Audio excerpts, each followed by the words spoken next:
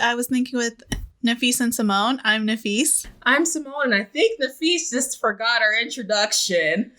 I forgot my own name. You forgot your own name? I was like, wait, with who? There's three of us right now, but there's only two of us on the show. I know. And I am Simone. I know. Okay. It's a sign of early aging. What do you want me to say? Nafees, you are way too young to be acting like this. Way too young. Anyway, how are you? I'm good. How you been? We haven't talked in a while, so. Yeah, like face to face. That's true. Yeah. I've been good. Busy. Super busy. Yeah. But good. That's good. How's school going? Which school? What do you mean? Are you attending more than one school? She works at a school, right? Oh, well, I teach at a school and I also go to school. So what do you mean? I forgot. You're on actually both. How's both? Okay, so they're both going really well. I'm doing internship this semester, so it's technically like 4 classes because I'm not doing the in-person internship. It's online. So yeah, it's been busy. How does that work? An internship online? It's because of the pandemic. They're like, if you don't want to go into a healthcare facility, we do have this option. And I'm like, let me snag it. Interesting. Because who knows what's this summer going to bring? Because that's when I was supposed to take my internship originally. But with this whole new strain and everything, I don't know. We ain't never making out of this pandemic. I feel like we will, but it'll just take like a lot of time. 5 years probably. That doesn't... So... By the time we're done with this, I'm going to be 30. Give or take. So I'm going to spend my whole 20s in a pandemic, is what you're telling me. But, it's not going to feel like a pandemic because people don't live like it's a pandemic. Well, we still live like it's normal here. We do.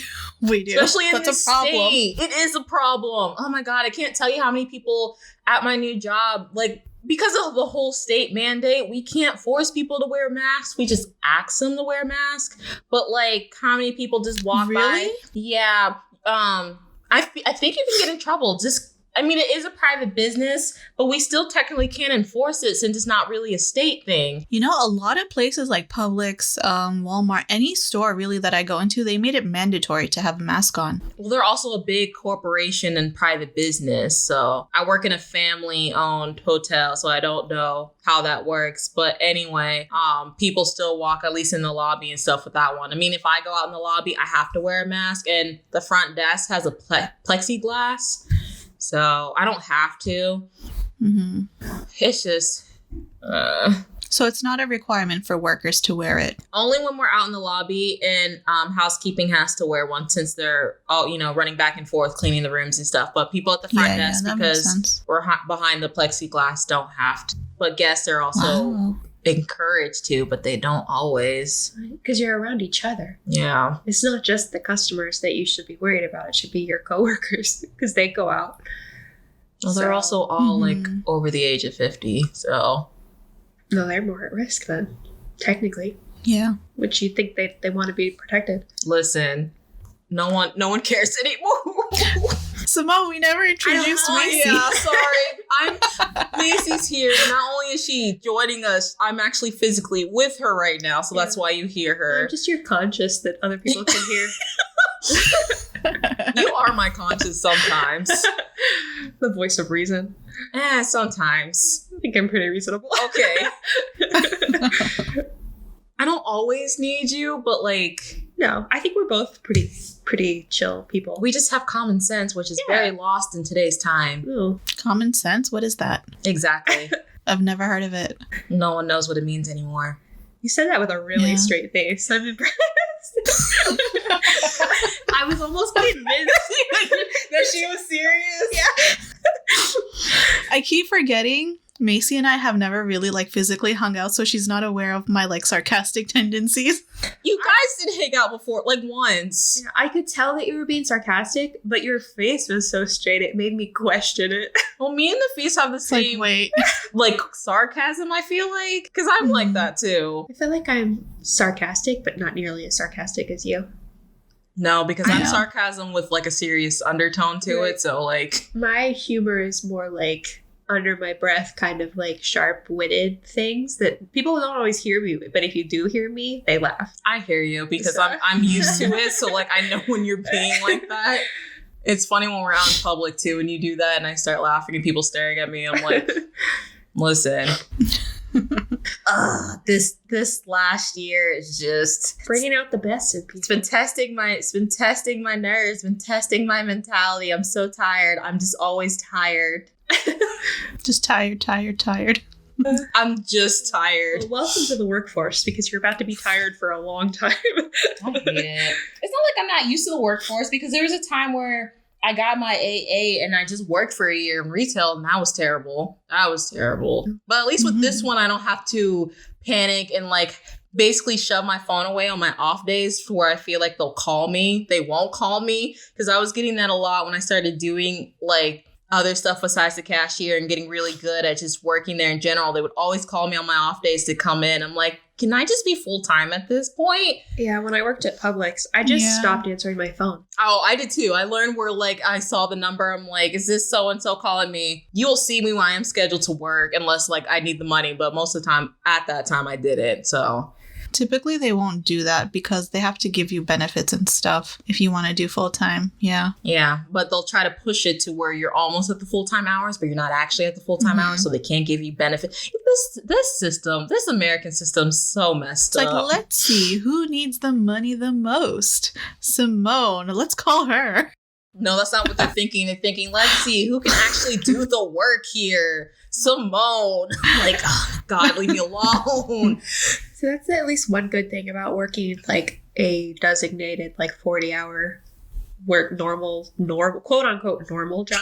Yeah, quote unquote. Like I do know when I'm going to work. Like I can't. It's never going to change. Yeah. It's always the same. That was nice at the library too. Like we had a set schedule for the whole semester and then never changed. So like I was able to build a schedule. Yeah. Because like you never got called in, or like your work hours never changed. Like week after week, it was the whole thing, the whole semester. So that was nice. My first job was just library, and we always had like a consistent schedule. So I'm really grateful I never really had to go into like retail or anything as a first job, because oh my gosh, it's awful. I would be a whole different person now, probably. You'd probably be a lot more sarcastic than you are now, and that's saying something. Right. I have such a good poker face from working in retail, because you have to. Like you can't show your annoyance at all. So I just learned to smile through the pain. Right. I have a really good customer service voice. Oh my God. If you think my voice is high now, you should hear my I feel like I put on my customer service voice when I listen back to like our old episodes, like when we first started, because I was really nervous. So I can tell my voice was higher. But now that we started doing this more, I can tell like I'm somewhat normal. It's still a little bit higher than what I normally talk, but that's just so you could understand me. It's not that noticeable, actually. Yeah, you sound It's pretty fine. normal to me, usually. Except for like intros. Then you put on kind of a shower voice, but I think that's normal. That's when I put in my high. Yeah. Like I know I'm putting on a voice when I do intros and outros and stuff like that. Yeah, but it's part of it, you know? You kind of have to get yourself hyped up. But like part of my job, I answer the phones for a small portion of my day. It's not all that I do. But on Friday... So that's changed. That's good. Right. Well, on Friday, people are weird. Sometimes people are really creepy. And I have a very, very, like, smooth, calm customer service voice. And it's high. It's higher than I'm speaking now. But it's pretty, mellow. And this guy, I did my little intro. Thank you for calling Claim Support. This is Macy. How can I help you? And that was so good. I like that. I like it. I was like, it's very professional. I could talk all day. And the first thing he said, he's like, "You have the perfect voice for this job." I'm like, "Thank you." And it catches you off guard because like I'm kind of in a rhythm, and then when people compliment me out of nowhere, I'm like, why are you calling? Yeah, that's like at my job too. I just started it's been at least 3 weeks now, and I was checking someone in, and then they're just so thankful for all the information I was giving them. And she's like, "How long have you been working here?" I'm like 2 weeks. And she's like, "Well, you're doing a great job." And I'm like, I don't know what to say when people compliment me. Yeah, it's so I'm like, "Thank you." Yeah. And then he asked me where I was located. I'm like, okay. Too much. Yeah, now we're getting a little weird. This isn't that type of call service. Right. Okay. Yeah. He was a weird one. You should have been like in an English-speaking country. Good luck searching that. He talked to me for a long time, too. I was like, oh my God, what do you want? Damn, he must really like your voice then, huh? Yeah. He said it multiple times, too. I'm like, okay. Now he's getting creepy. Yeah. Like, first time was cool. Yeah, I had a friend actually in high school, and her voice is like really pretty. You know how people typically like, you know, do spam calls and whatnot? So one time she answered a spam call, and it turned out to be this dude from jail, and he was like this really lonely guy. And my friend, I don't know if it's naiveness or what it is, she would actually sit there and talk to him, and like, yeah, they would have like full conversations, and he'll call like every once in a while. So she's telling us this story, and my teacher is like, you do realize as soon as he comes out of jail, the first person he's going to look for is you, right? And she's like, well, I mean, he was lonely and I was bored. And I'm like, oh, no. Did she didn't tell him like her name or anything? No, she didn't. I don't think she did. Okay. I don't see the problem with talking to someone as long as you don't give any information about yourself whatsoever. Like, I guess you can back search somebody's phone number, but like, as long as she didn't give him her name or her location, it's kind of like a pen pal. People write. Well, is that the same thing as like backtracking your phone number? Because can't you get your location from your phone number by the area code? You probably could. That's what I mean. Like, that would be her only risk is if he actually like backtracked her phone number. But like, if I type my phone number into Google, I don't think my name shows up. I don't think. I've never tried to Google my phone number. You know what I actually found out recently? Like, when I type in my name in Google, like, my whole life story shows up. But when I type in other people's name, nothing else shows up. So I'm confused why my life story is on Google and no one else's is on there. Yeah.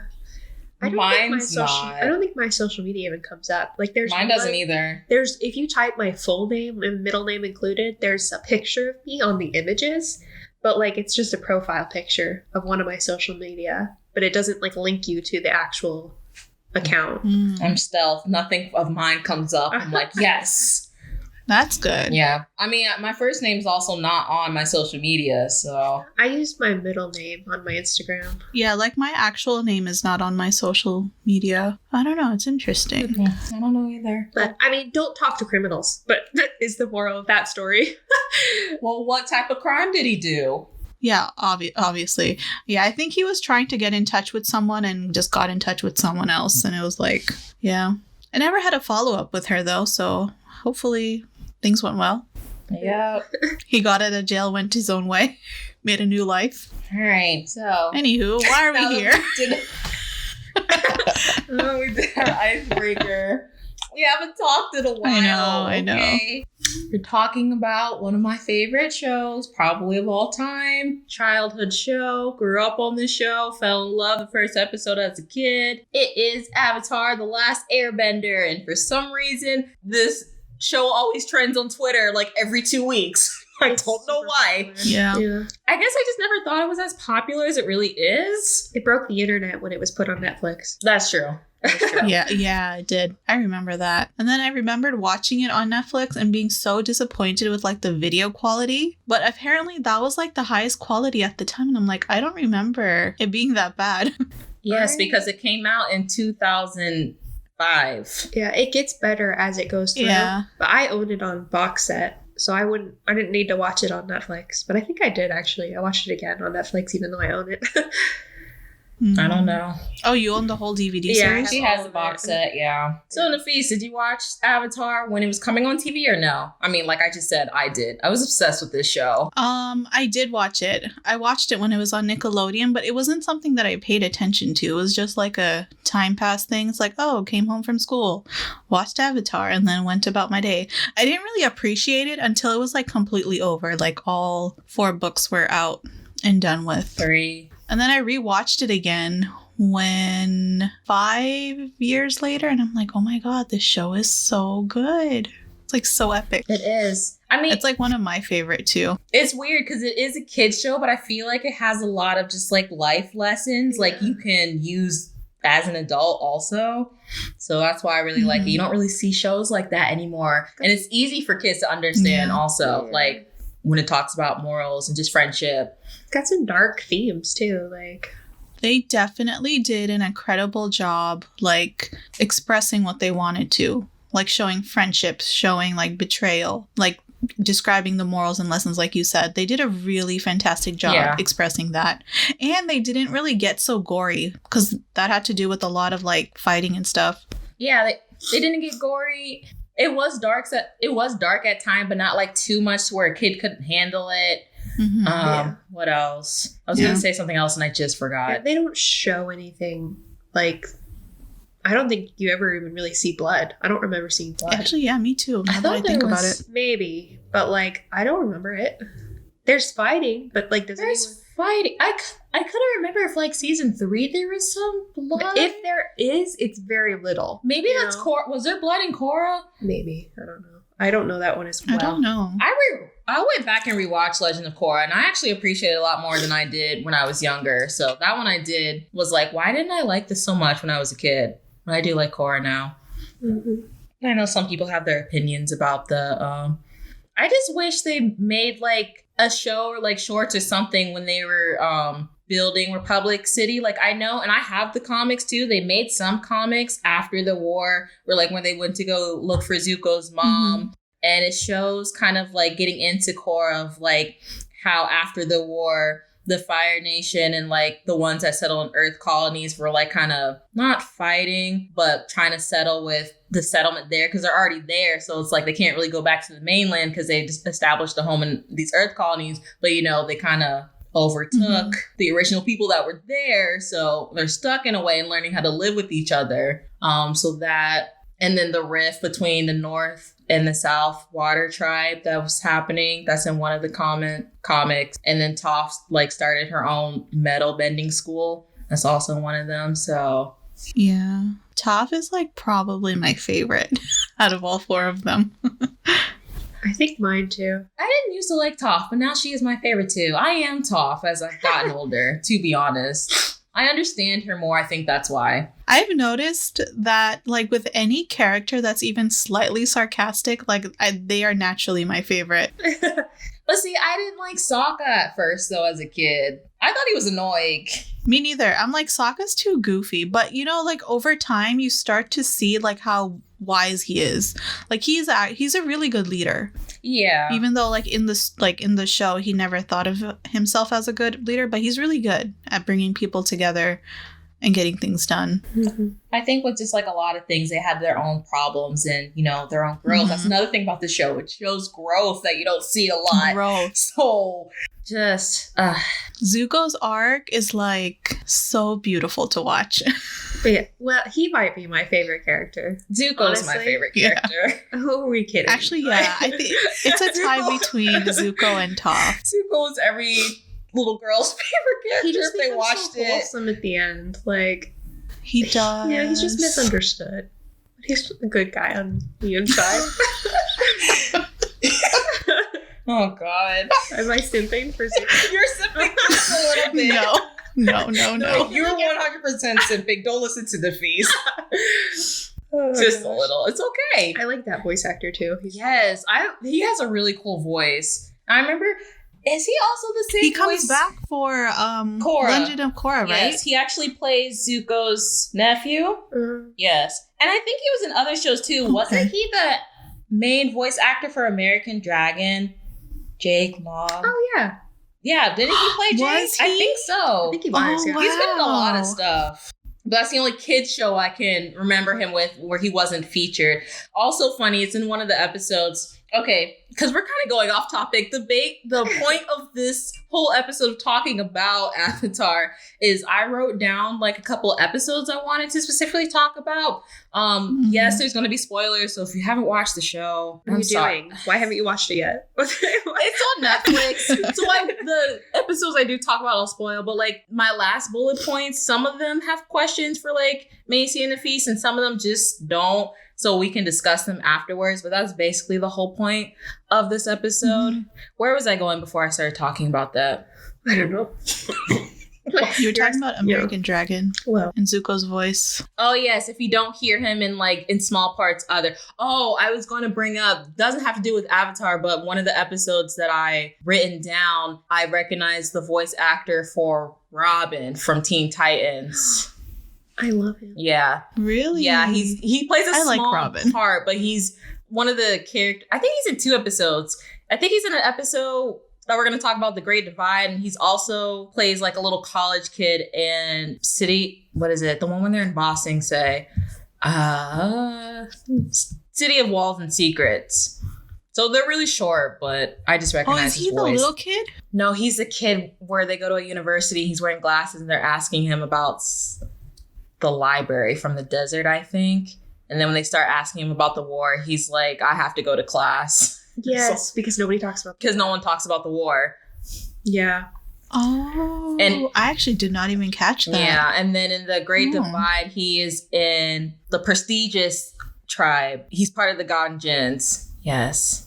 I be getting the Ganjins and the Jangs confused sometimes. And that was confusing me when I was watching this episode. We'll get to it when I get to the episode. I'm like, wait, who is who? This is this person. This is that person. When they start talking about why those 2 tribes haven't gotten along in so long. I'm bad with names to begin with. I am too. So I'm going to say this in advance. If I butcher any of these names, I am so sorry. I am trying my best. I have to hear the way stuff is pronounced for me to get it right instead of just reading it. Because, the English language is terrible. It is. So It's awful. it's awful. Yeah. So Makes no sense. It really doesn't. So that's why if I butcher anything, I apologize in advance. Anything else we want to talk about before we get started? I'm going to be doing a lot of talking. So if we didn't start yet? We kind of started. We kind of started. No, nothing else. Okay. Please also bear with me. I'm going to be doing a lot of talking that I don't normally do. Okay. Before we get into the show itself, I wrote down, I'll link the articles because there's only 2, but I found a couple articles of the cultures that are supposed to be represented in Avatar: The Last Airbender, because surprisingly for an American show written by, I will say this before I start, I don't want to be like, oh, these are great cultural representations, because I truly don't know, and these aren't my cultures. So I could say what I've seen, that these are great representations, but they could not be to the actual people these cultures belong to. I just wanted to bring up the influence that they're based off of, because another reason why I like this show so much, because it doesn't have that, white savior story plot. It's all based in Asia, all parts of Asia. So I just thought it'd be cool to point out. And it's interesting because, a lot of the stuff I don't know, but again, America and teaching history, it's not the best. So not in our own history. So which cultures were represented according to the article?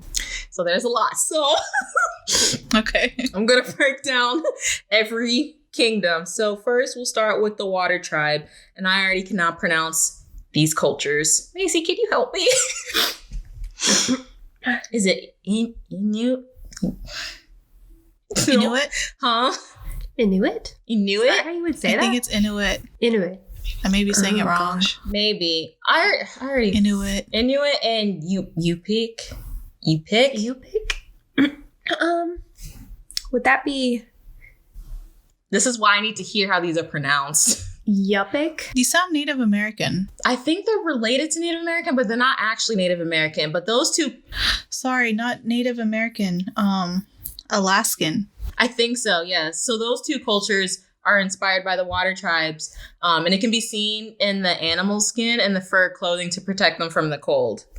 So... Oh my gosh, let me look this up so I don't sound stupid. You're fine. I'll keep going while you look that up. So the Australian Aboriginal weapons. So Inuit. Go ahead. Inuit. Yeah, Inuit is indigenous people of northern Canada and parts of Greenland and Alaska. Okay. All right, so that makes sense. I was going to That, say like Greenland, but I didn't want to sound stupid.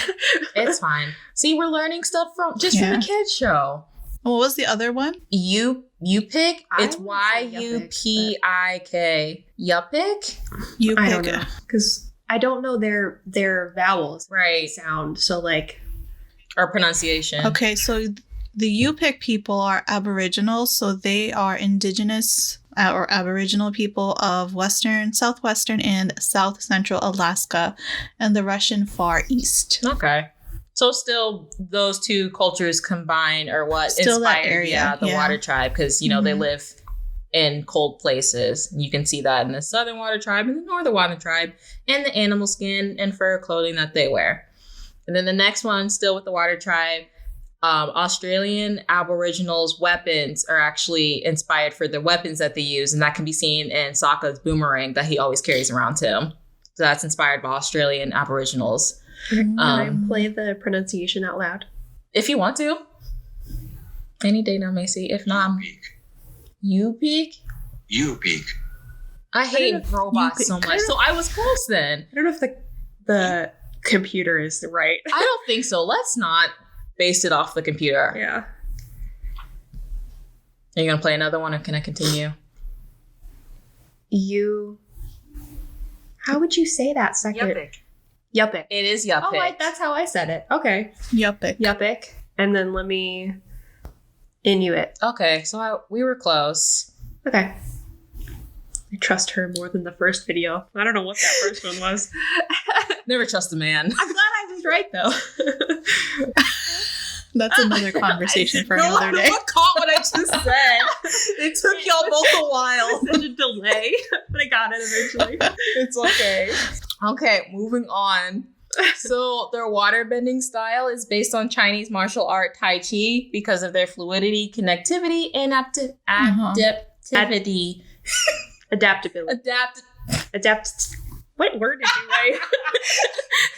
You wrote adaptivity. No. Oh my, Is that a word? Really, I can't spell and I can't read. adaptability is what I would Sure. Okay. Being adaptive. say. Sure. That's what I meant. Whatever. Let's move on. Okay, architecture-wise, the ancient... Actually, Adaptivity is what you wrote. Adaptivity Yes. is related to exhibiting adaptation. So it's It a is word. a word. Okay. Otherwise, it would be like underlined with red. It was in the article, okay? Yeah, you're good. You're good.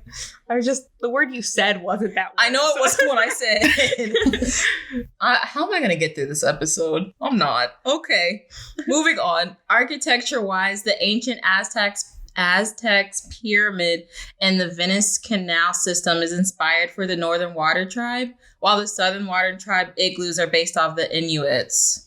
So that's the difference. You can see that too. Like there's a scene when they're in the Northern Water Tribe where I think Sokka and the princess are in a canal. Canals are very, like, you can totally tell. I totally got that when I watched it the first time because I really like European architecture, Mm-hmm. and I think it's shown really, really well, in my opinion. Yeah.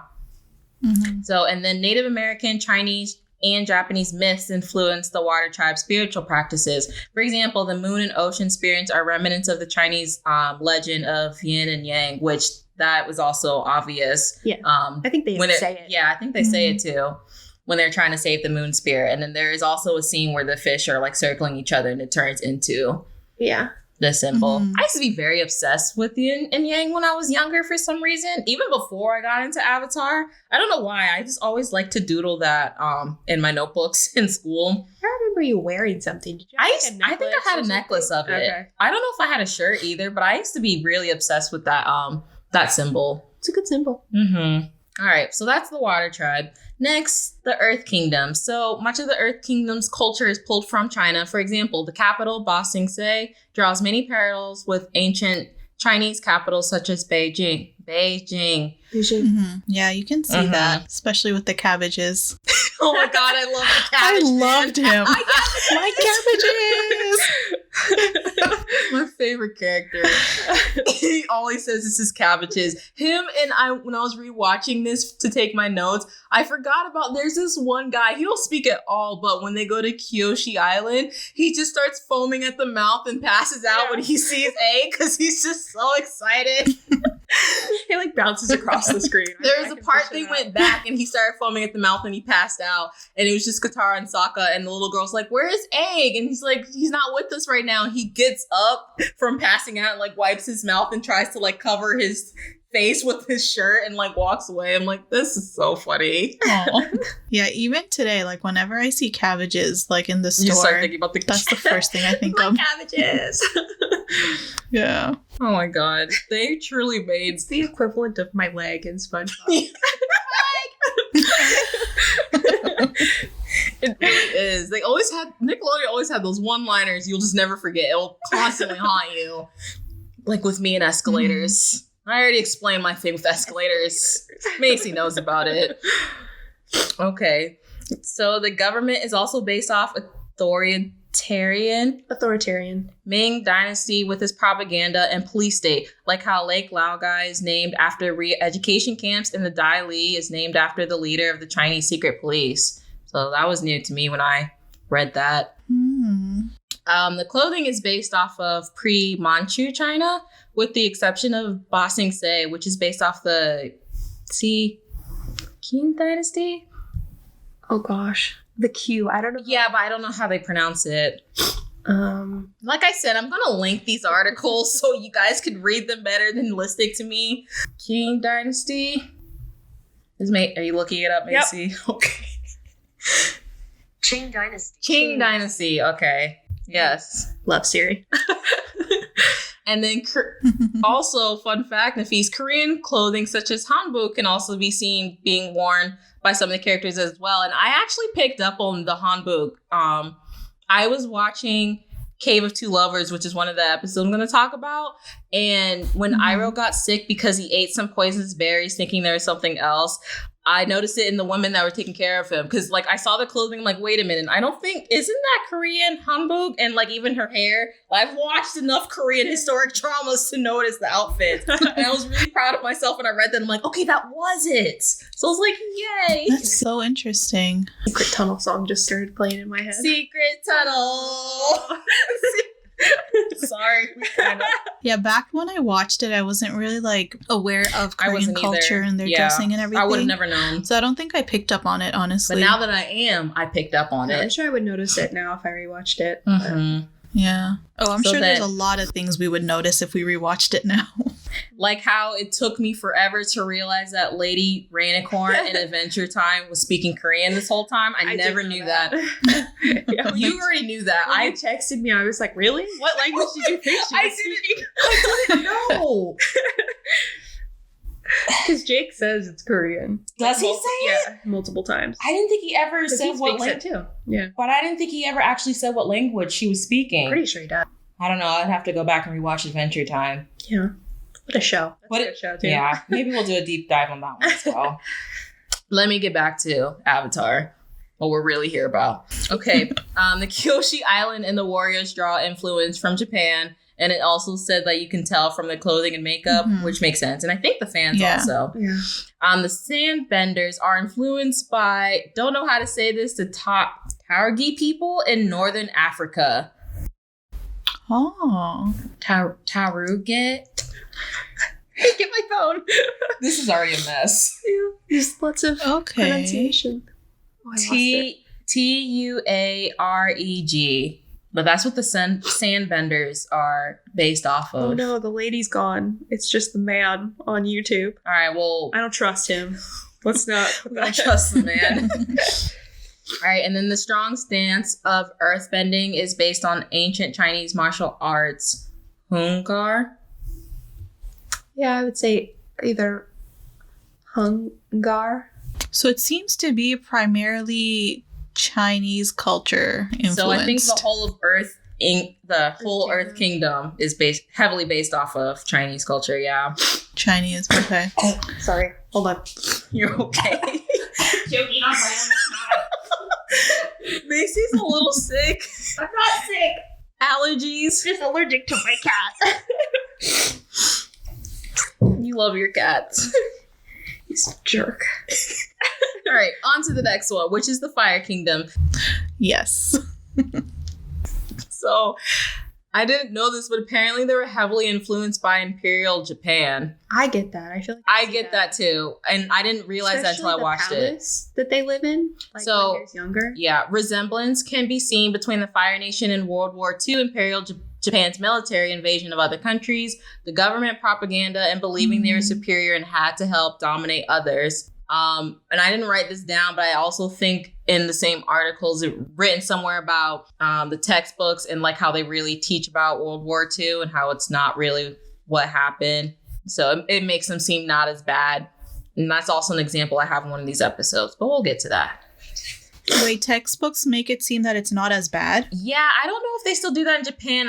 I've heard that. Are you talking about Japanese? Oh, in Japan's Japan. Role in it, they teach their people that it's not as bad? Yes, okay. So they teach a different version. And there's an example of that in the actual show that I'll get to when we get to season 3, because that makes more sense. But it also says the Fire Nation is influenced by other Chinese and Southeast Asian cultures also. Ancient Egyptian and Chinese architect inspired the Fire Nation's royal palace. Chinese influence can be seen in their attire. With Zuko, he's wearing a sheni, a historical Chinese clothing. Okay. I don't remember if they say specifically what season or his whole clothing, so I'm not really sure. This one was a cool fact. The basis of firebending is inspired by Northern Shaolin system. Shaolin. I think so. The Agni Kai, the honor duel that they do between firebenders, is also seen in South Asian warrior societies. The concept behind Agni Kai, which actually does translate to duel of fire, is for potential rulers to provide themselves, like to prove themselves, not provide themselves, sorry, to prove themselves as true warriors. So, and then wow, I didn't know that. I didn't either. And then lastly, on the Fire Nation, the Sun Warriors, which is an ancient group, and I think they say the first civilization to learn firebending in the show. They were known for worshiping the sun since they drew power from it, similar to Mayan and Aztec. The Aztecs? I was just getting there. Yeah. Okay. Aztec cultures who also glorified the sun. And I think it's seen in the buildings as well, like the architect when they go to the Sun Warrior Village. The episode where they find the firebending masters. Right? Yes. Yeah. Yeah, the Aztecs was very obvious. Yeah. And last but not least, the air nomads. So the air nomads primarily drew inspiration from Buddhists in Tibet, Shalom monks, and Sri Lankan Buddhism, with some Hindu influences as well. The method the monks used to find the avatar, such as having toys for the children to choose from, is also the same method Tibetans use to find the Dalai Lama, which is interesting because they do that same method, I thought, in Korea for like a baby's first birthday. Not like, obviously not to find the avatar, but I know when we took our Korean classes, Nafees, our teacher was telling us that they'll put like certain things out for the baby, and whatever the baby reaches for, that's supposed to be like what their job is. So like if they reach for money, you're supposed to be rich. I remember when I was watching Sweet Home, I didn't finish it, but the guy that has a sword, he said the first thing he picked up for his first birthday was like a kitchen knife. But yeah, it was a knife, but it made sense because he has. Why would you put a knife near a baby? I don't think it was part of the layout. That's not the point. He could have been a chef. That's true. Could have been, yeah. I mean, but he said he was waving it around, so surgeon? I don't think so. I don't know. A surgeon, maybe. Yeah. Well, I think they put out stethoscopes for that, like a doctor. Yeah. So many less lethal options when you pick up a knife. Serial killer.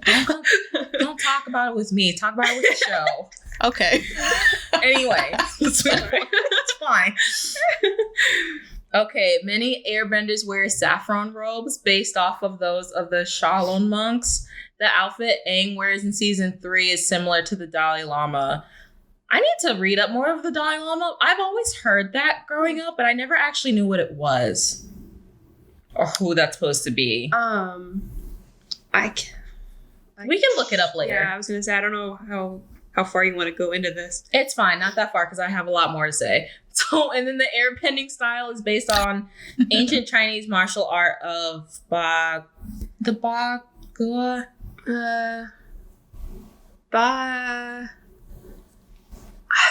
it's the vowels that get me. Go, maybe, potentially? Maybe. Yeah, I'm just Google it.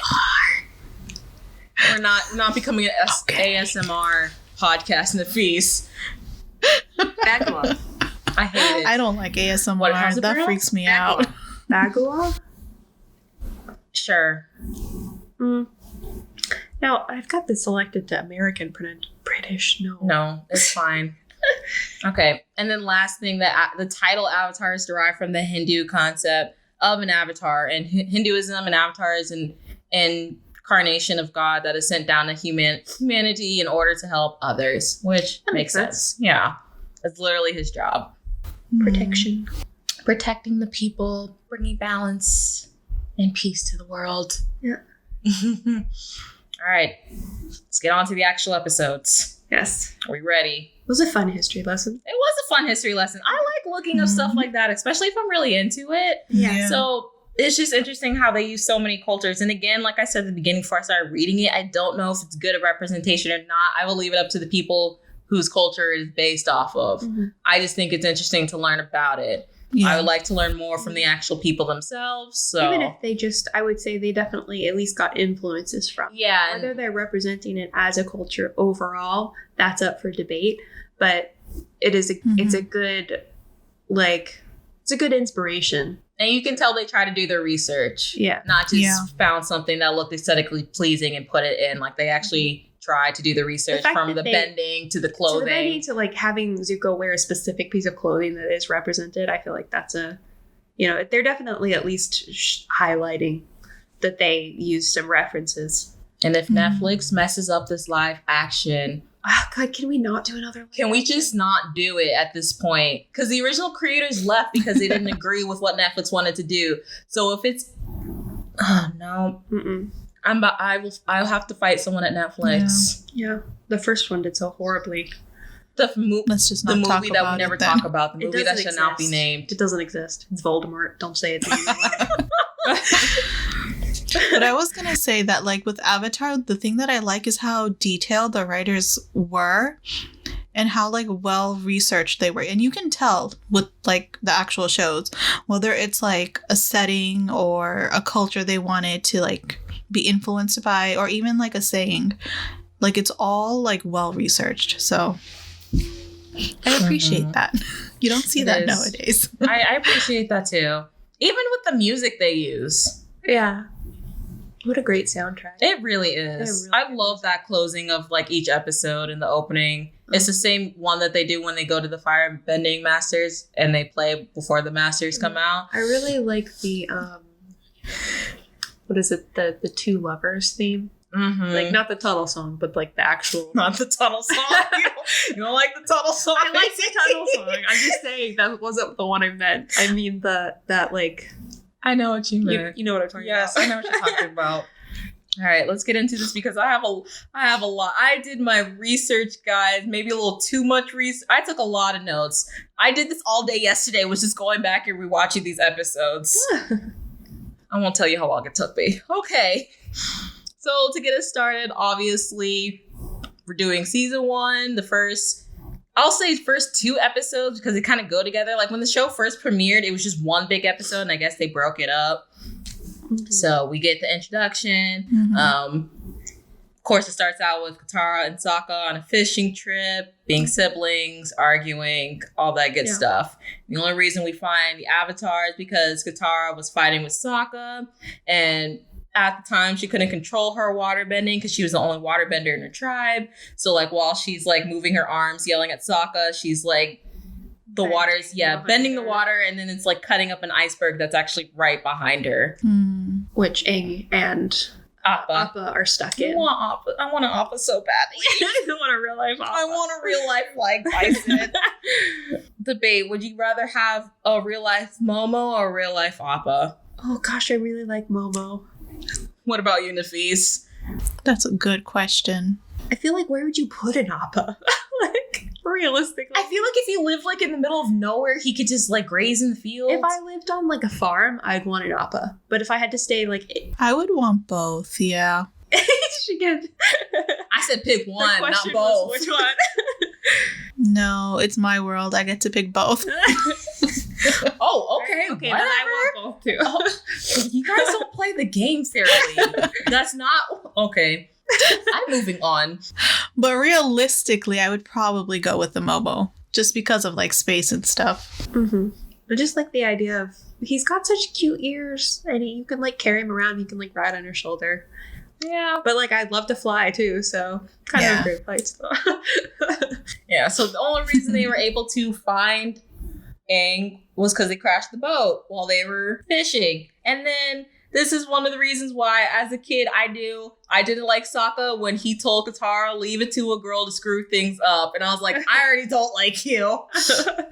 How dare you? That was the young feminist in me I didn't know existed coming out. Like, how is this man telling this girl that she is the reason that they crashed when she was telling you to go left and you weren't going left? Whatever. That's what happened. So obviously, as a non-bender, Sokka already didn't like Katara.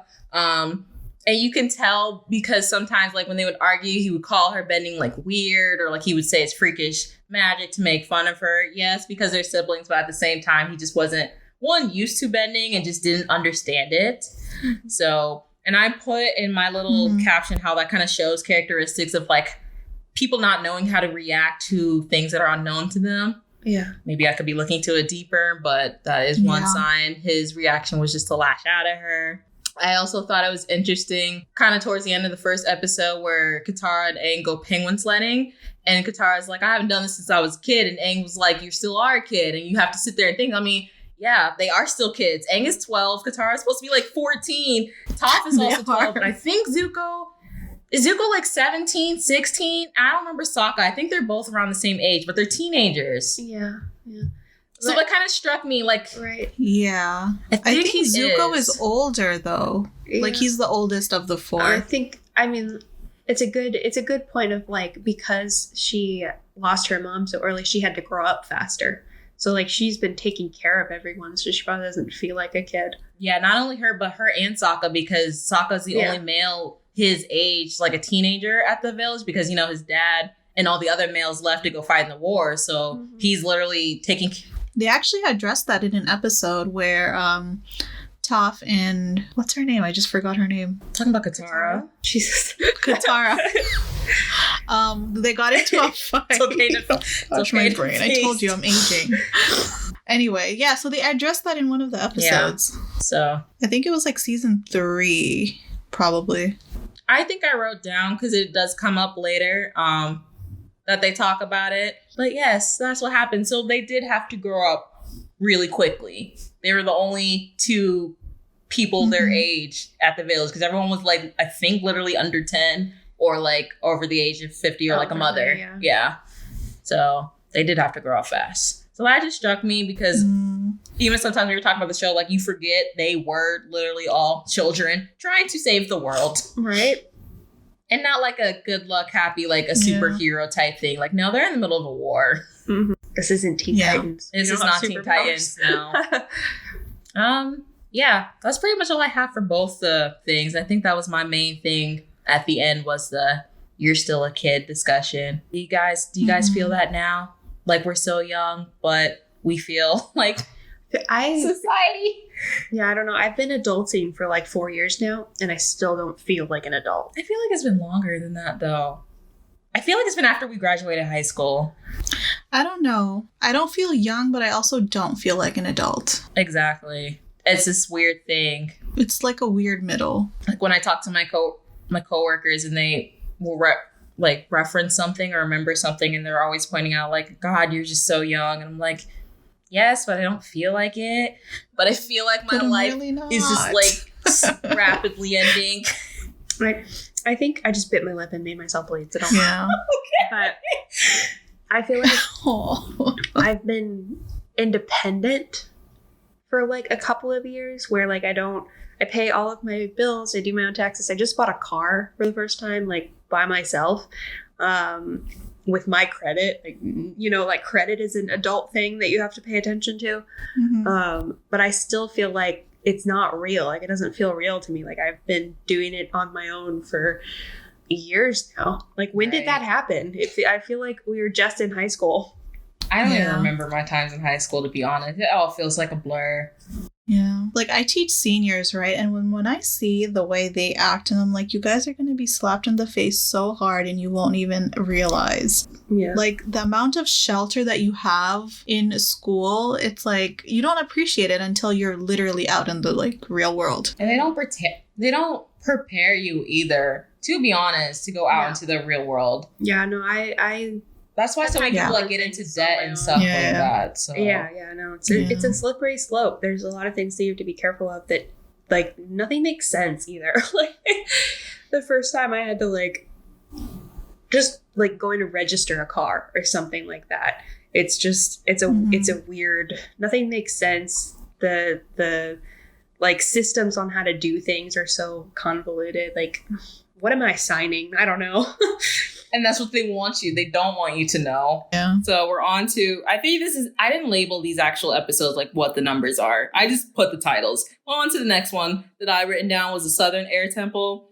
And I think this actually is episode 3 of season 1. So this is when they go back to Aang's home and he doesn't know that they've been basically wiped out during the war. And like, in the first 2 episodes, they kind of say it. They're like, oh, I haven't seen the airbender in a while. And you can tell Aang looks confused. Like, what are you talking about? Yeah. Like, we're everywhere. And then he's even still in denial. Well, first he was in denial about the war. But then with the airbenders, he's like, oh, they probably escaped or, in hiding or something. I don't think we mentioned this, but because it correlates to the first episode, he's been in this iceberg for 100 years. Yes. So just put that out there. As obviously we know, but like, so in case people who don't listen to this haven't watched it, but like you said at the beginning, but a lot has changed in 100 years. That's a century. Yeah. He's 112-year-old. But he doesn't know that, I don't think, yet. He knew. They tell him, but I don't think he believes it until he doesn't register that he was in there for so long. Because then another excuse, he's like, well, you can only get to an air temple with a flying bison. So not realizing that technology has also advanced. And that was another thing about the Fire Nation, that they were really the only like nation that had advanced technology. Yeah. So yeah.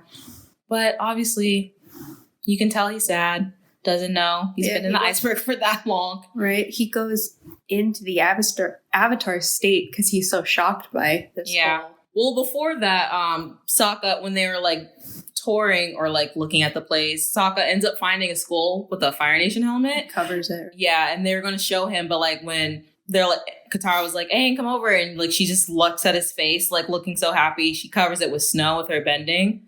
Yeah, it's really sad because he finds out.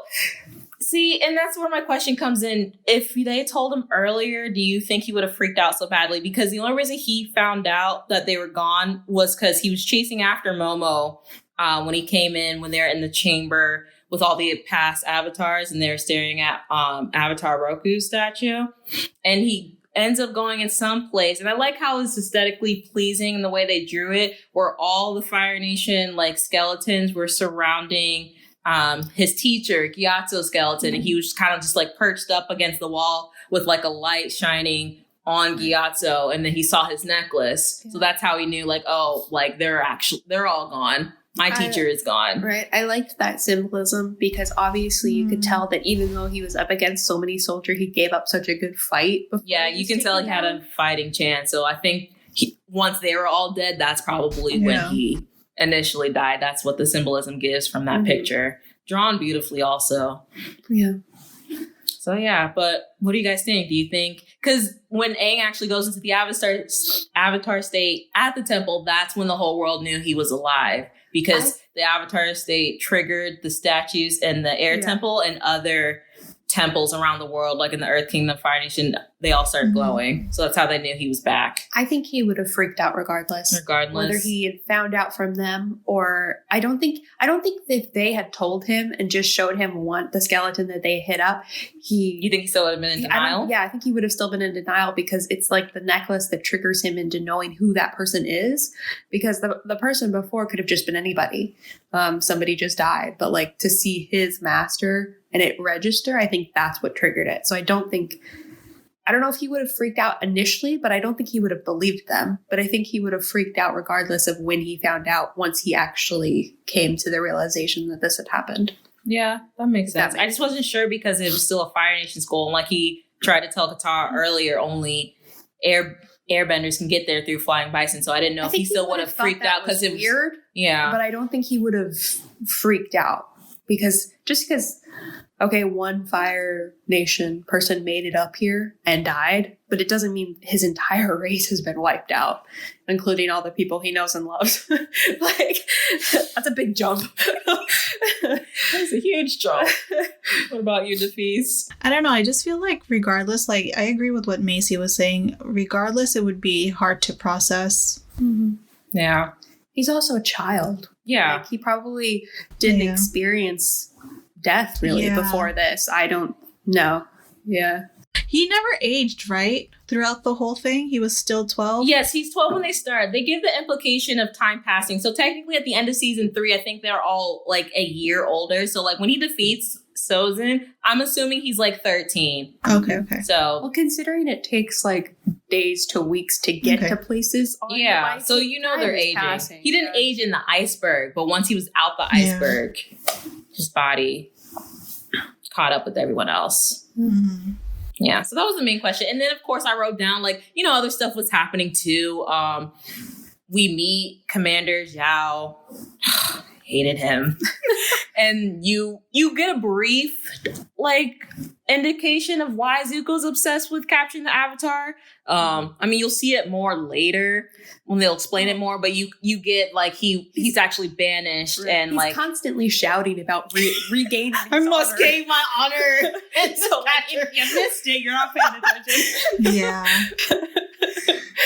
I must restore my honor. And capture the Avatar. Take a shot every time he says Oh my god, you reach chunk off your ass. So funny.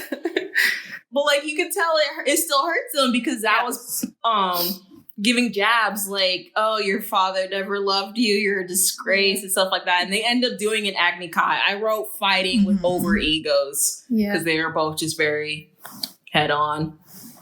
Yeah. I think it was less about ego for Zuko, though. It was ego for Zhao, but less for Zuko. Yes, I can agree on that. Yeah, more about honor. And he's probably feeling really down about himself. So he's just trying to prove that I think he's also suffering from the I need to be an adult now. You know, I need to prove myself, even though he's still a kid, really. Even if he's a teenager, he still shouldn't have to deal with that. Kid, yeah.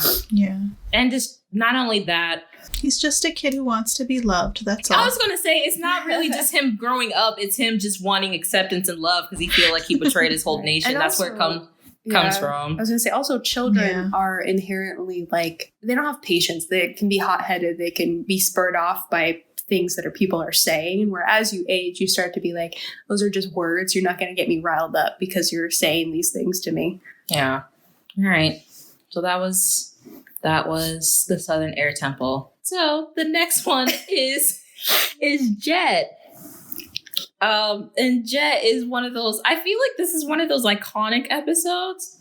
I feel like it's one of those episodes that's always talked about when they meet Jet. So like when we meet Jet, it kind of shows how war affects everyone differently. Sokka's tendency to be in control, always right, and the leader starts to show. It may have to do with being the oldest, which we talked about at the beginning in the group, and used to being in charge because when he was back in the Water Tribe, he was the only male teenager and everyone else was children. So he was trying to teach the children like how to fight, how to survive, basically like that. He feels a great load of responsibility.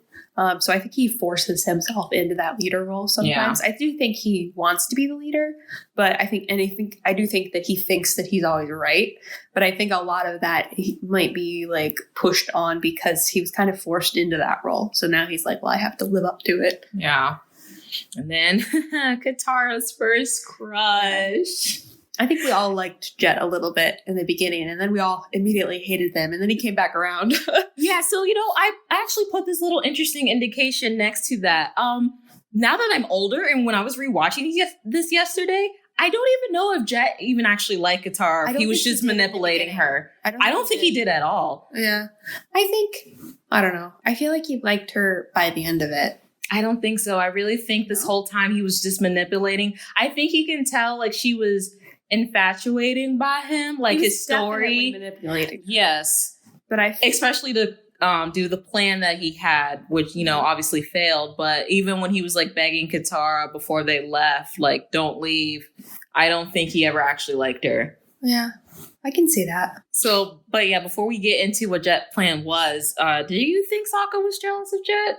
I think, like, seeing him being the leader. They kind of reminded me of the Lost Boys I was seeing from Peter Pan. Because I feel like Jet he had a leadership role where everyone was like really following him. Like no one questioned him. Yeah, Sokka, he was trying to be the leader and he was trying to like guide them, but Katara was always like an adversary to him. Like she would follow him, but she was always kind of like, she was very vocal about her opinions and wasn't going to just follow him blindly. All right. So I think he was probably envious of the power that Jet held. But I don't know if he was like, I don't know. He didn't show his jealousy. Yeah. I mean, you're going somewhere with that. He didn't show his jealousy. Not that much. I think on some level, he might have even admired Jet a little bit for being able to keep control of the boys. They never mentioned it, but I don't know if Jet is actually older than Sokka or not, or if they're around the same age. It's hard to tell. It is hard to tell. I mean, they are cartoons, first of all, but... Oh, yeah. So we keep saying Jet, but I don't think we ever actually introduced Jet. So Jet is someone that they met... just randomly in the woods. He saves them from they stumble across like a Fire Nation little camp, and Jet saves them because they were in the trees that he lived in. I remember Momo getting stuck in one of their traps. Yes. Jet's traps or the fire? No, that was Jet's traps, right? I think it was Jet's traps. Okay. Because the ingenuity Sokka liked because Sokka likes creating traps. Yeah. He likes traps. Weapons and like technology. Yeah. But yeah, and then it's basically, they're all really just, once again, just kids trying to survive. So they've all been affected by the Fire Nation, whether they've been abandoned during the war, like by their parents, or like whether they got killed. I feel like if they weren't inspired by the Lost Boys, they had to have been from Peter Pan. Yeah. That's the only thing I was thinking of. Or Robin Hood, even. I'm honestly not really that familiar with Robin. Like, yes, I know the story of Robin, but I don't remember really reading the stories growing up. Robin Hood is a group of misfits who steal from the rich and give to the poor. Okay, so I can see that. I feel like it's a combination of the Lost Boys, because the Lost Boys, they've all been like kind of abandoned, and they're like, but I feel like Robin Hood's crew is also a band of misfits. Like they've all been pushed out or abandoned on some level. So I would say that it's probably both. But the children aspect of it, because I don't believe Robin Hood and the gang were children, if I remember correctly. I don't remember how old they were. Well, Jet's little facade of being a great leader starts dissolving when Sokka joins him on, like, I think they were just scouting the area. Yeah. And then an old man, and like an old man walks by, and they stop him and basically try to like beat him up because I think the old man was Fire Nation. Yes. But like Sokka is still of the mindset, well, just because he's Fire Nation doesn't mean that he's a bad person necessarily. Like, or he's not a threat. He's not a threat because he's an old man literally using a cane just to walk. Yeah. So, and then I remember when they got back, when Sokka was trying to tell that to Katara and Aang, Jet said, well, like, he had a knife and he was here to poison me. And Katara was like, see, we didn't get the full story. I'm like, girl, you are just in love. Be quiet, because looking through where did this knife come from? Yeah, like looking through rose-colored glasses there. Literally, because that's literally the filter they used. Remember at the beginning when they were going up to the tree house and Katara was holding on to Jet, they used a rose-colored filter, and it was all slow, and you just see her staring into his face. And I was like, this is sick. I thought it was sick as a child. It's sick now. To give her credit, one of the first males that she has seen ever met outside of Sokka. Yeah. So like, understandable. Yeah. That girl was in love though, and for only a couple days. Yeah.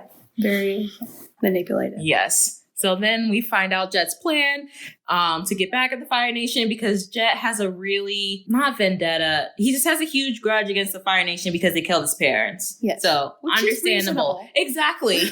But you shouldn't kill innocent people. Yeah, so his plan is to clear out a Fire Nation that is that has colonized a town in the Earth Kingdom by flooding it. But obviously when he floods it, everyone's going to die. He didn't come up with a plan to try to save women and children that are not part of the Fire Nation that's resident in that town. Right. I don't know. Was it just the soldiers in that town? Well, no, because there were residents, but I can't remember if the residents were a mixture of Earth and Fire kingdoms or if it was all fire. There were Earth Kingdom residents in there as well. Yeah, so I think the plan was to blame it on the Fire Nation, right? I don't know if there was ever actually a plan to blame it on the Fire Nation. I think he was just trying to get rid of them. I think he just wanted them gone, and whether everyone was gone for them to be gone, he didn't really care. Yeah. But I was saying that I wrote here The Good Place, so I've been rewatching The Good Place to feel something, and it reminded me of this episode. I don't remember what season it is, but it was when they were obviously learning about moral philosophy and morals, and there's a test that Chidi does, and it's like the trolley test, where the brakes aren't working, and he has two options. He can either veer right and kill 5 workers, or he can veer left and kill 1 person, but that 1 person is someone he knows.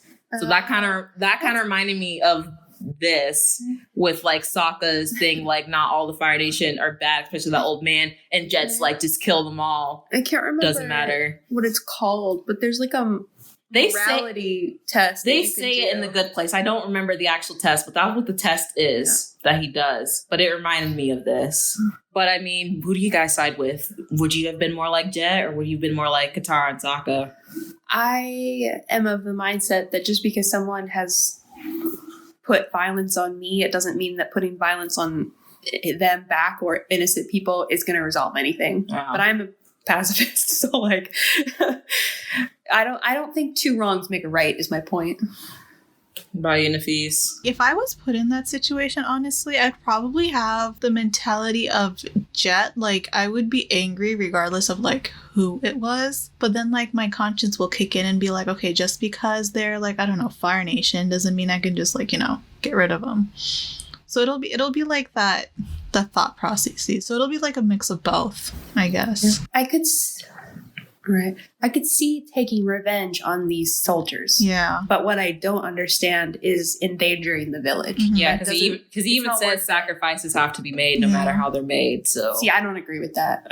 So that's the thing I was asking, like, where you guys be like Jet, where like you're trying to get rid of one thing no matter what the result is, even if it kills a bunch of people, or find other ways. No, I don't think my conscience would let me do whatever it takes. Yeah. I don't buy into the whole for the greater good thing. Yeah. Like, it's like one of those difficult situations to be. Not fun. I understand why he's so upset, and I don't hold it against him. But no, I wouldn't have reacted that way myself. To answer your question, yeah, his anger is justifiable, but it depends on his personality type, and I guess his is the type to do whatever it takes. So his is the type to just rage on. All right, put that into another outlet, and you'll be great. All right, so that was the infamous Jet. Mm-hmm. Good character. Good character. So on to the next one, which is the Great Divide that I talked about a little bit earlier. And I picked this one because I feel like it showed a division of classism, stereotypes, and just like, I wrote miscommunication of history, but I don't know if miscommunication is really the right word for it. Mm-hmm. So it's basically a story where they meet these 2 tribes, the Jangs and the Ganjins. 2 tribes have been basically they just hate each other. They've been hating each other for hundreds of years, but they have to come together to go through like literally what is known as the most dangerous canyon in the Earth Kingdom. And they have to be guided by this earthbending guide. And he's only one person. So like he can either take one tribe and come back for the other, but that'll take a couple days, or they can both go at the same time. And they're refugees, right? They're all refugees, yeah. They're trying to escape the Fire Nation, which is like everybody is basically trying to do. So the reason for this feud is of an old tale about an ancient sacred orb. So the Ganjins are the ones that are more prestigious, dressed up like cleanly. Yes, in their words, cleanly. They think a Jang named, this is where I start getting confused, Wei Jin stole the sacred orb from Jin Wei. When really they just used the same name but switched it. So Wei Jin is a Jang. Jin Wei is a Gajin. And one of them was performing a redemption ritual to take an orb from the East Gate to the West Gate. And the Jangs have the story where Wei Jin was trying to return the orb to the village, but Jin Wei got hurt and lied, saying that he was trying to steal it, but he was really just trying to return it, and that ended up getting Wei Jin arrested. See, I already knew this part was going to confuse me because, like, which one is which? I don't know which one is which, but, like, basically, it's the same story, but told differently. It's been told different things. And they're both symbols in each tribe, and the other tribe is like bad mouthing their symbol. So they're basically mad at each other. Yes. Over an orb. To make it simple. A spiritual orb. I don't know what the orb does. I don't know if it's still I don't know. They just supposed to take it from one gate to the other. I don't know what happens when they reach the gate. I don't know.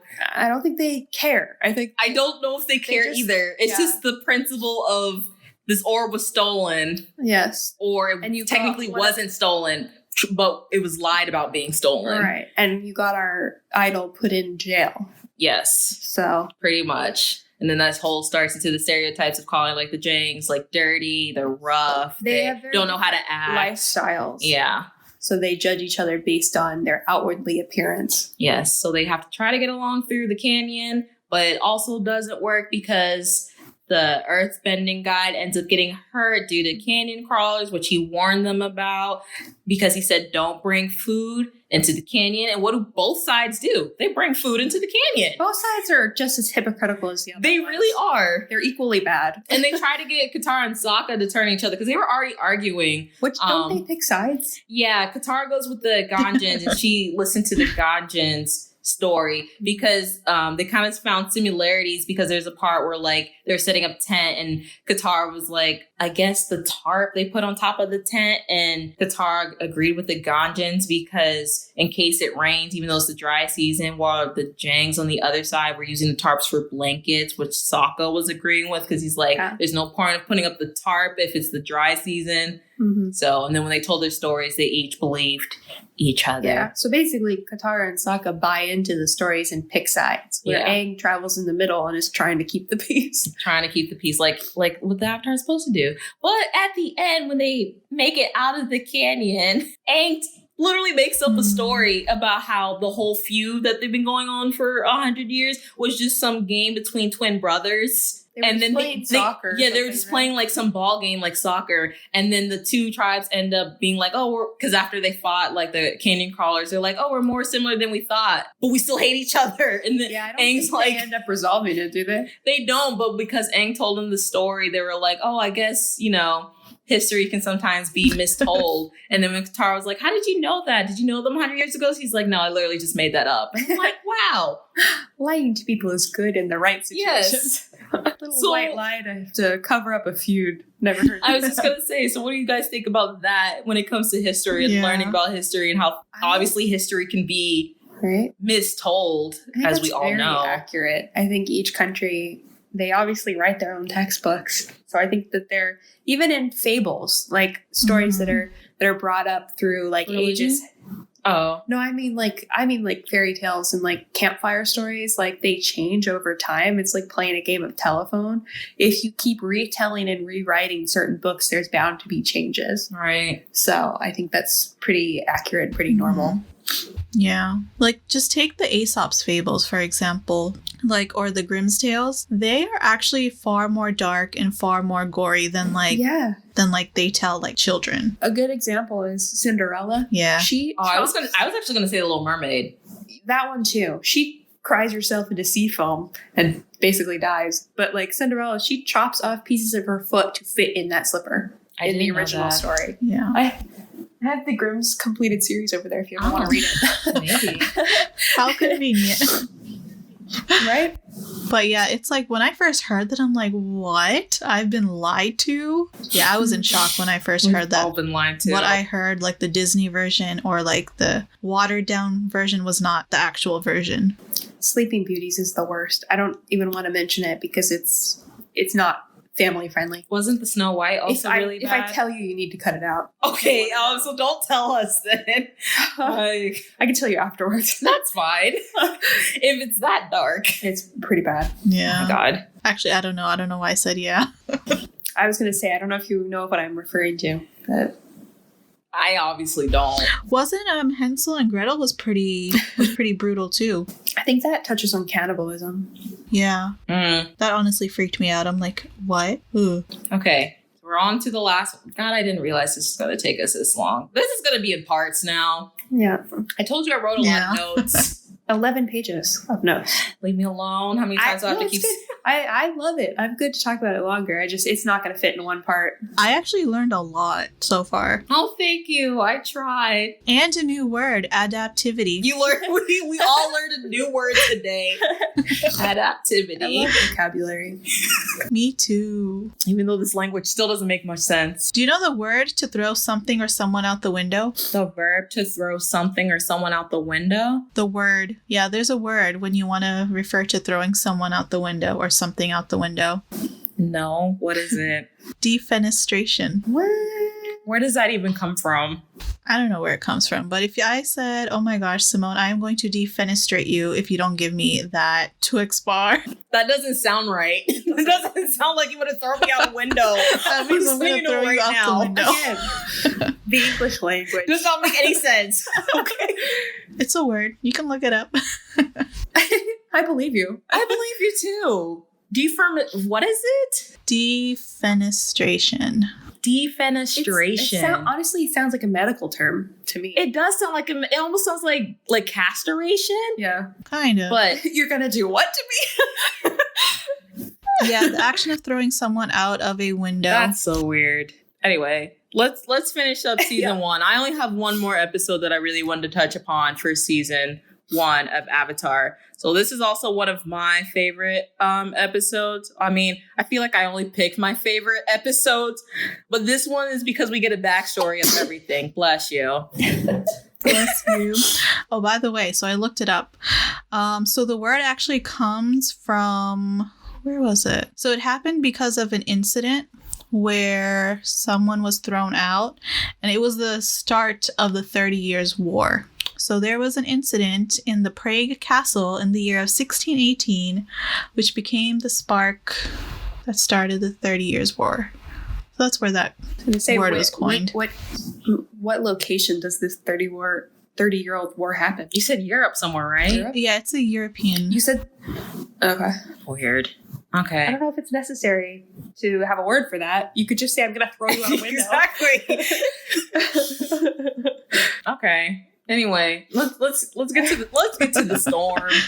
Yep. So this episode, we basically learn how Aang ended up in the iceberg. And the only reason we did that is because technically ran away again because they meet like this really old couple trying to buy fish from them, I think. And he starts basically blaming Aang for being gone. Ah, yes. Yeah. The fishmonger. The fish, yeah. Who is like, Sokka's going to go out on his boat. And to earn some extra money. Yes, I do remember that. Yeah. So he felt guilty when the old man, they just met, started blaming Aang for the war, saying he turned his back on the world when he disappeared. Basically, the words ran away, I think, hit Aang because that's what he essentially did back then. Mm-hmm. He ran away after he found out he was the Avatar and got caught up in a really bad storm. So I think unintentionally he went into the Avatar state so him and Appa wouldn't drown. And obviously, yes, that's how they ended up freezing in the iceberg for 100 years. When Aang learns and other people around him, because we get a backstory. So like we learn about Gyatso when they tell Aang that he was the Avatar, because you're technically not supposed to reveal who the Avatar is until they turn 16.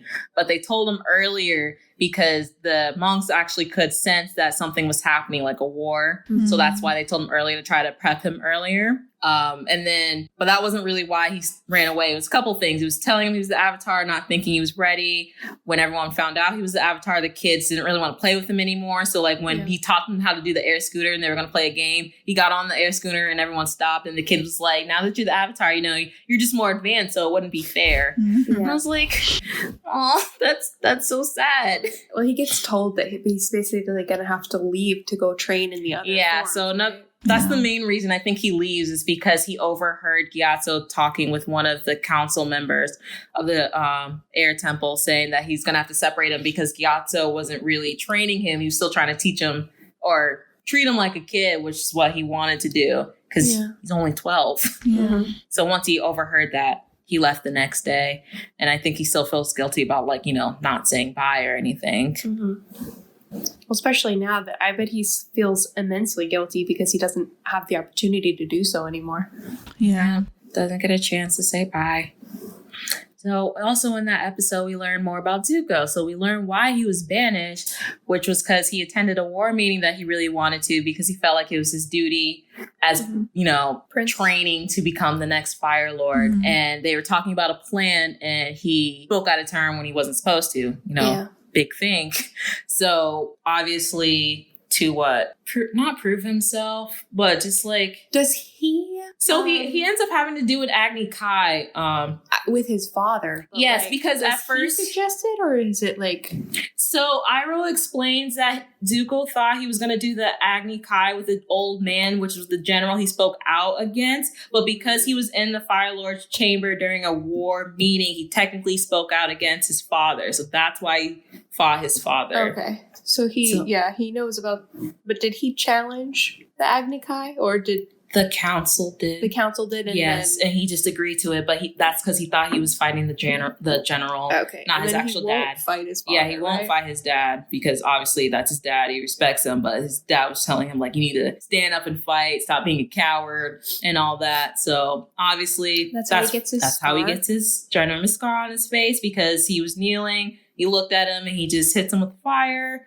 And that's also when, to teach him a lesson, he banishes him and says he can't return back unless he finds the Avatar, which at the time I wrote down seemed unrealistic. And he probably thought he would just never come back because, you know, everyone assumed the Avatar was just gone.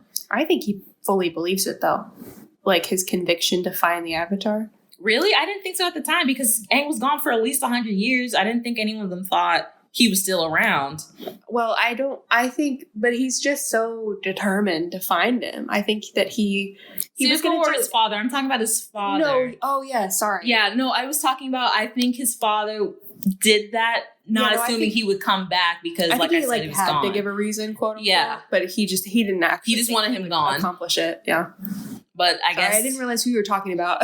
That was such a big punishment for just speaking out of turn, though. Well, I mean, especially back then, you're the king and you're my son speaking against war plans. All about honor. It is all about honor. Honor and respect. But I mean, there are other ways, though. There are other ways that you can punish someone besides banishing them to chase, like, someone that they didn't think existed at the time. I mean, at least he didn't just straight up kill them right then. Like I said, it's a kid show. If this was a real show, if this was like Game of Thrones, he would have just been dead. That's true.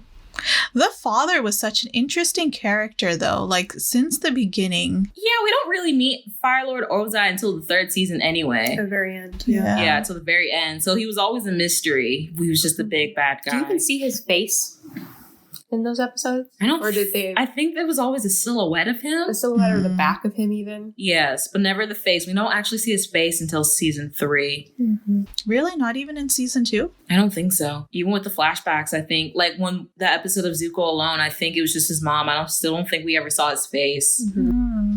I don't remember. Which just builds up his reputation as a scary figure even more. Not gonna lie, when I was younger and I was watching that, like, it sold. I'm like, oh my gosh. This dude is evil. Really is. So after all that, learning about all that, my last bulletin is we see Aang come to the conclusion to not dwell on the past because once he's done telling Katara's his story and she's like comforting him, an actual storm again comes. So they have to go and save Sokka and the fisherman. And then there's a scene where it's supposed to replay kind of like when Aang was drowning. So like they get caught up in a big wave and they all go under. Right. And then Aang kind of starts floating away, but then he opens his eyes and instead of just seeing Appa there, he sees like Katara, Sokka, the fisherman, and Appa. So he's able to go back into the Avatar state, but instead of like freezing them, he just, lifts them off the water. Right. I was going to say, do people think that the Avatar chain has been broken? Because in theory, the current Avatar needs to die so that they can be reborn. So if you haven't seen an Avatar, in 100 years, do they think that the chain has been broken? That's a good point. See, I don't know Or do about they think that he's just because in hiding? it kind of explains it in Korra, which I feel like we need to talk about Korra, because she does end up breaking in. It's a lot different than when it was Aang and he was just gone. But I don't know if... Because that would help answer the question if he thought that he was really out there. That's true, because if Aang was really dead, then another Avatar would have just been born. Maybe that's why he did send Zuko to try to find the quote-unquote new Avatar. He may have still thought he wouldn't do it, but like whether or not he believes that he's out there still is the question. I don't really know, and I don't know if they touch upon that or not. Because it is possible if he's technically out there. Yeah, and the chain wasn't broken at the time. So, I don't know. Just sit in silence trying to figure it out. Well, Yeah. I know. I just wasn't sure if they had mentioned it. Like, is the reason that they haven't seen the Avatar, like, because we just assume that it's broken, or because he's in hiding? Like, do people... I wonder what people think. Because I don't know if they really explain it. Or if I'm just forgetting. I don't think they really explain it. I know they explain when it actually breaks in Korra, but I don't know if they explain... Like the general public. Where do they think he went? You know, I feel like if they actually believed the Avatar was still out there, they probably would have mentioned it. But you're right, though. They also don't outright mention that he's dead, too. Mm-hmm. Yeah, he just disappeared because I don't know if the general public even knew about Aang before the war started. I think they know that well, obviously, every time somebody sees him airbend, they're like, oh, you're the Avatar, because they know that the last Avatar should have been an airbender. Because of the cycle, since Roku was a firebender, so it was an airbender. But then they also thought they all wiped him out. Yeah. So and they want... Yeah, I was just going to say, maybe they did think that he's gone because they did wipe the air nomad out. Well, that was the whole point, though, because they wanted the next Avatar to be in Fire Nation so that they could have that force on their side. That was the whole point of them going to the air nomads, to kill him. But if Aang had died, it would have gone to the water tribe. Is it the next? It's water, earth, fire, air. Air is the last one. So once air is done, it goes back to water. That's why Korra is a water bender. Well, she's from the water tribe. I guess they just wanted to kill him prematurely so that he wouldn't be a force against them then. Yeah. I think that was the main reason, because they would have just... Forgetting Roku was fire. Mm-hmm. Because they would have just... If Aang had died and the reincarnation started again, they would have just went to the water tribes and murdered all them. Well, I think they kind of did, right? Because they wiped out the air nomads, but wasn't the attack on they wiped out and their tribe to look for the new Avatar? Because they're assuming that the cycle was reborn. We're kind of jumping ahead, but no, it's okay, because before they even went there for the Puppet Master one, that's when they collect all the waterbenders from the Southern Water Tribe. But that wasn't during Sokka. That was when they meet that one woman from the Southern Water Tribe during the Puppet Master episode in season 3. That was a creepy episode. Not even gonna lie. That was a creepy episode, but she was alive when they all captured all the waterbenders. That's how Katara ends up being the only one. She just happened to be born one. But before Katara, there wasn't any waterbenders in the Southern Water Tribe. And the Northern Water Tribe were so protected until Aang and them went there. They didn't have a way to break the barriers. Did her mom say that she was the only one to protect Katara? So they weren't collecting benders. I think they were looking for the next Avatar. So technically they still didn't think it was broken. I think they thought that they got rid of the airbender one, and they were searching for the waterbender ones to kill them, because I think they wanted it to go into their rotation. I'm pretty sure that's the point. I've never heard of that, but I didn't think about that either. Actually, that theory makes sense, though. It does make sense why they would just go scouring over kill the Water Nation. Because if they were trying to just get the Avatar on their side, I think they were just trying to get rid of the possibility of the Avatar because he would prevent them from taking over. Because the whole point of the Avatar is to keep the peace and equally divide the power between the nations. I don't know. I never thought of it that way. Yeah. Okay, you made my brain today. You are the theme of this whole podcast. I was thinking. There we go. I didn't get that. Good pun. Good pun. Thank you. I tried. I said the pun, but I didn't register. You didn't register it. It's okay. Yep. That's my crackpot theory. Though. Okay. I think I'm pretty close.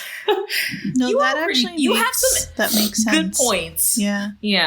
points I never thought of. I thought the whole thing was just killing, but that would make sense because you would just basically be killing so many. I mean, they were already doing that, but Yeah. I don't know. I think they were trying to get rid of just all other bending except for firebending because they really have the upper hand if they're benders versus non-benders. Oh, I thought the whole point was to spread their culture, but not really just to teach other people their culture, but have their culture be the dominant one. I didn't think it was to obliviate everyone besides them. The only reason I think so is because they took all benders, like the Earth Kingdom, for example. They've all put them on that metal ship. Like, I think they're trying to get rid of benders so that they can't rival them. And just have non-benders, basically? Yeah. So it's easier to control. Because obviously a non-bender couldn't fight against a normal, like a bender. In theory, there are some people that are good at like martial arts and stuff, but like ultimately you have the upper hand if you're a bender versus a non-bender. That's true. So look at you, Macy, making points. That's why I keep you around, kid. That's why I keep you around. I call you kid, yet you're older than me. only about a couple months. That's true. All right. Well, that pretty much concludes this vlog of just season 1. Oh my god. Yeah, we're gonna have to stop it here, guys, and do parts. So this whole part basically was season 1, and then we'll come back to the ones I've written down for season 2 and 3. Yeah. It's a good show. It's got a lot of good. It has a lot of things you can break down and talk about for a child show. Yeah. I don't know if I can really do this for any of the shows. Maybe Teen Titans, the old one, not the new ones. They don't have as many life lessons, though. It's a good show. They have a lot of good personal ones, though, like in certain episodes. Have a lot, but I don't think it's on this level. Not like this. Not where you can relate it to real life. I love that show. I'd be down for that, but I think this one's going to be longer because there are so many points that you can get from it. That's true. That's true. But we will be back to talk about the rest, and we'll probably make a part for Korra.